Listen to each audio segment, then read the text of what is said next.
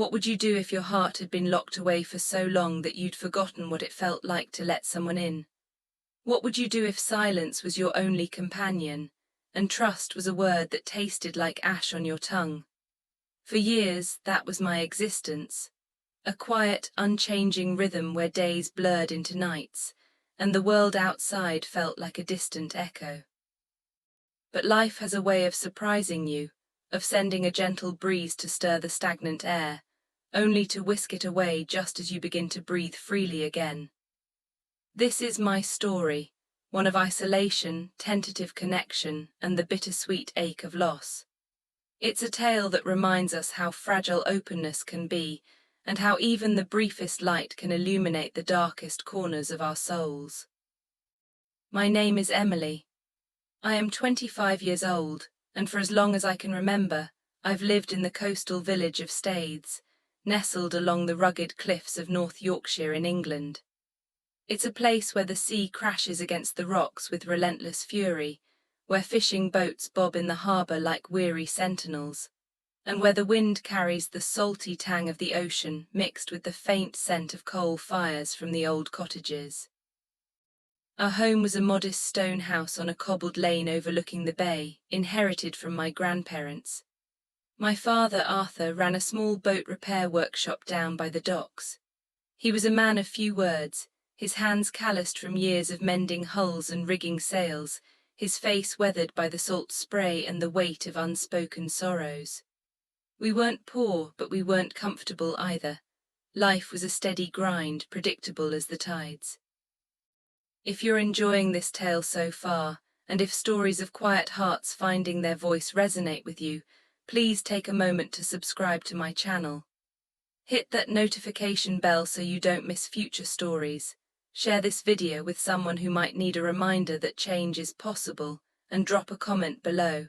Tell me about a time when someone unexpected changed your life.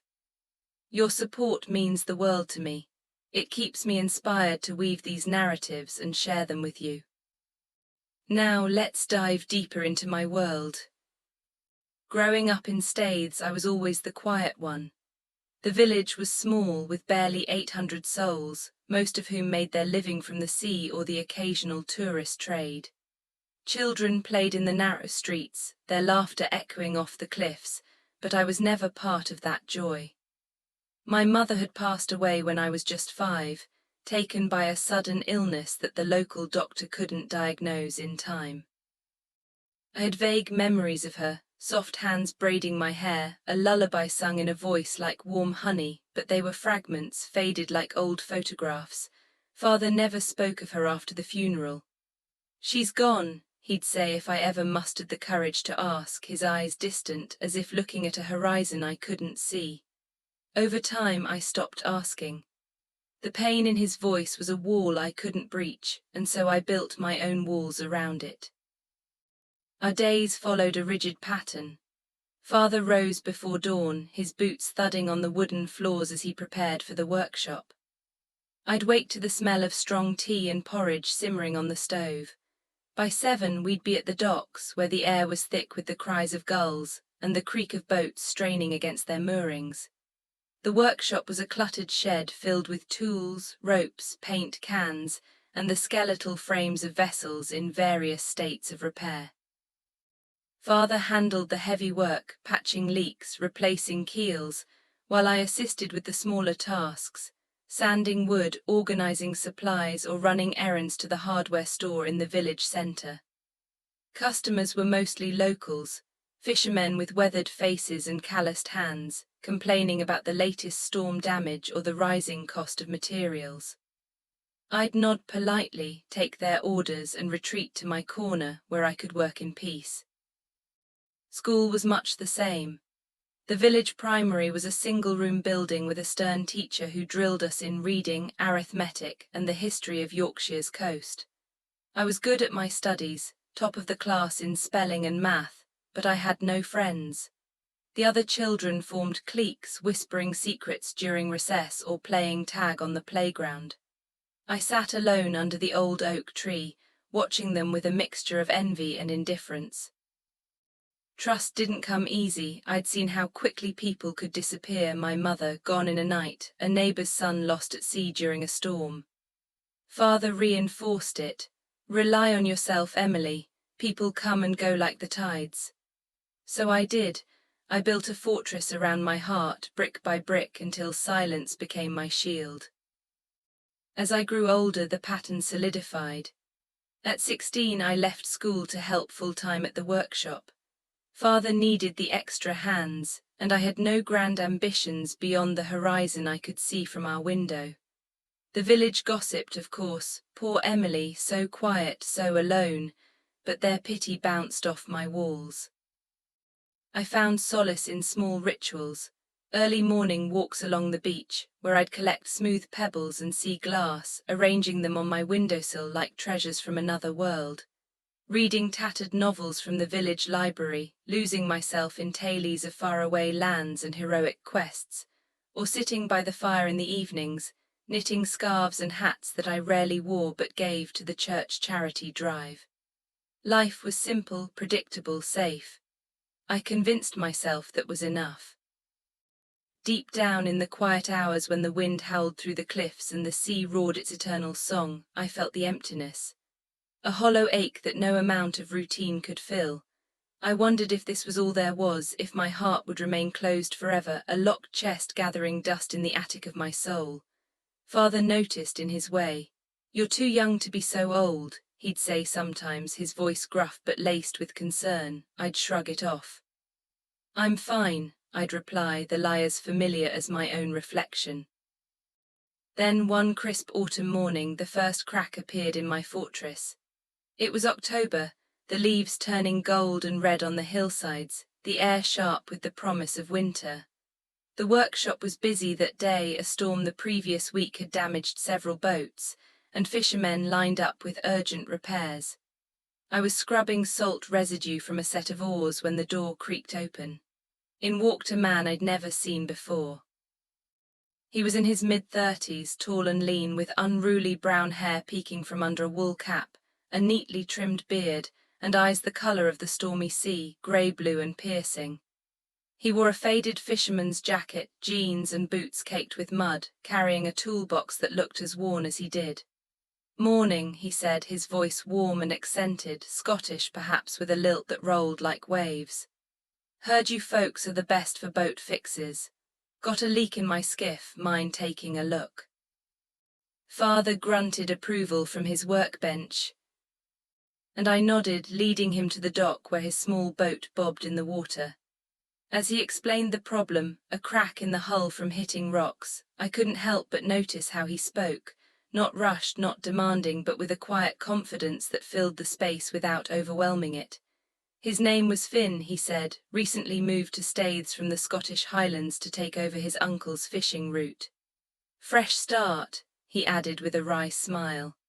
"Life has a way of pushing you forward." I mumbled something about the repair timeline and cost, avoiding his eyes.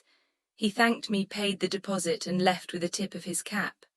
I thought that was the end of it, a one-off customer in a village full of them. But the next day he returned, not for the boat, but with a thermos of hot chocolate. "For the cold mornings," he said, placing it on the counter. Father accepted with a rare smile, but I hesitated. "Why?" I asked, suspicion lacing my voice. He shrugged.